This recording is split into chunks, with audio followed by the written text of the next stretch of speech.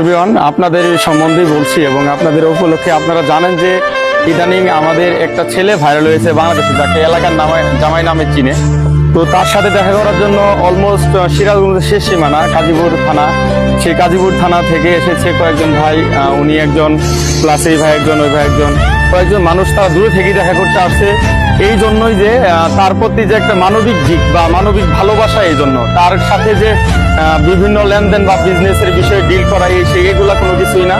তো ফ্যামিলির পক্ষ থেকে আমি একটা নোটিশ আপনাদেরকে দিচ্ছি ভাইদের সহ সাথে নিয়ে, যারা এই ভাইকে বা এই ছেলেকে ইউজ করতেছেন, ইনি কিন্তু প্রতিবন্ধী। আপনারা যারা ইনাকে ইউজ করতেছেন এবং ইনাকে ইউজ করে লক্ষ লক্ষ টাকা বা হাজার হাজার টাকা কামাই নিচ্ছেন, তার দিকে কতদিন তাকাইছেন? আমি নিজে মাদারগঞ্জ উপজেলা থেকে এই ছাত্র আন্দোলনের সাথে জড়িত থাকার কারণে প্রায় রাতে 2টা, 1টা, 12টা পর্যন্ত রাতে আমাকে বাসায় আসতে হয়েছে। এই সময় দেখেছি অনেক সময় যে হয়তো এবার আমাদের কৃষি জমি পানি চলা এলাইছে, তাতে আমাদের কোনো চিন্তা নাই, কারণ আমাদের রিজেকের মালিক হচ্ছে আল্লাহ। অবশ্যই রিজেকের ব্যবস্থা আল্লাহ করে দিবে, নো চিন্তা।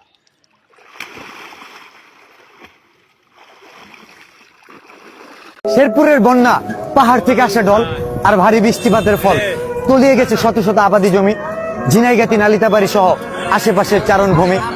কৃষি প্রধান জেলা। বন্যার পানি চলে যাওয়ার পরের অবস্থা,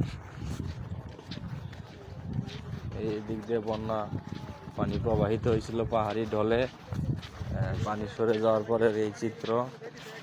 রাস্তাঘাট ভেঙে, কালভার্ট ব্রিজ